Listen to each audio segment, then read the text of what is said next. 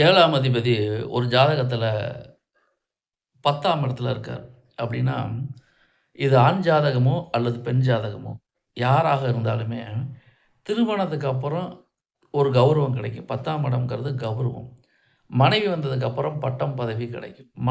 மனைவி வந்ததுக்கு அப்புறம் தொழில் தொடங்கக்கூடிய அமைப்பு இருக்கும். இதே ஒரு பெண் ஜாதகமா இருந்தா, திருமணம் ஆனதுக்கு அப்புறம் அவங்க வந்து ஒரு தொழில் செய்யக்கூடிய அமைப்பு ஏற்படும். திருமணம் ஆனதுக்கு அப்புறம் சங்க பொறுப்புகள் இருக்கக்கூடிய தன்மை ஏற்படும்.